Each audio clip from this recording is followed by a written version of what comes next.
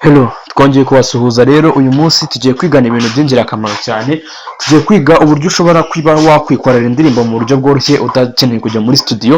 Gusa mbere yuko dukomeza ndagira ngo nkwibutse nimba utarakora subscribe uyikande kugira ngo ubashe kureba ibiganiro bishyashya byose dushyira kuri channel ya Faxo TV ndetse n'ibindi byose byabanje, ndetse nimba wumva ikiganiro kiba kikuryoheye byo bikakora share ku nshuti zawe. Reka dutangire rero. Ikintu usabwa ni uko ufite telefone yawe yonyine ndetse na internet, ubundi ukikorera indirimbo mu buryo bworoshye. Step ya mbere rero, urahita ujya muri Play Store ya telefone yawe, ngiyi uyinjiremo, tugenda usacinge application yitwa Suno AI. Dore ngiyi yaje, uyikandeho. Ngiyi hano ngira ngo urayibona hano, ariko njyewe ngira ngo urabona ko iri installed nyine kuko nsanzwe nyikoresha, mbega ntabwo nabigisha ibintu ntazi nanjye nsanzwe mbikoresha. Uretse nyine uyikanda, njyewe urayinstalla ko ndayikora open kuko nyine nsanzwe nyifitiye moto nkikanda. Ngira ngo urabona ko ifungutse, nuko ifunguka urahita ukanda kuri aka kantu kandi kuno ntabwo ari ibintu bigoye rwose, ukurikira nduremeye. Noneho hano nyine iyo ukanze custom kugira ngo tugendane, ni ukugira ngo ubone uko wandikamo lyrics y'indirimbo ushaka gukora. Reka turebe ngo mungire inama amagambo y'indirimbo twashyiramo. Ushyiramo amagambo yose ushaka, indirimbo ikahita yikora. Reka tugire urugero. Reka dushake nk'urugero, urankunda iyo kashyira indirimbo ya Kitoko.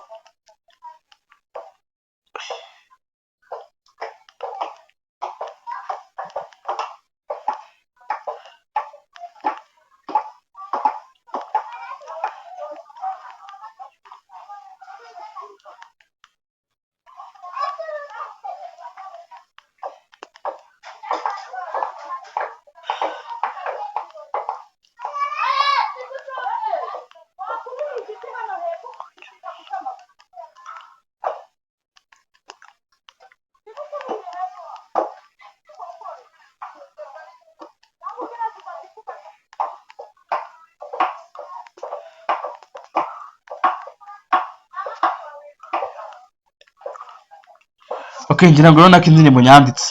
None maze kubikora tukanda hano handitse ngo create, turakanda utegereze. Dore indirimbo nyine biri kwirodinga hano, urategereza.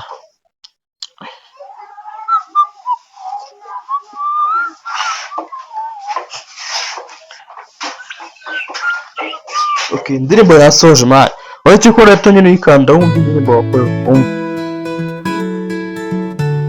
Ndazi za gihugu cyacu uca imisozi, ibiyaga n'ibirunga, tera imbere igihugu cyacu tukuri inyuma. Rwanda nziza gihugu cyacu uca imisozi, ibiyaga n'ibirunga, tera imbere igihugu cyacu tukuri inyuma. Nawe ni process n'indi ya serivisi n'indirimbo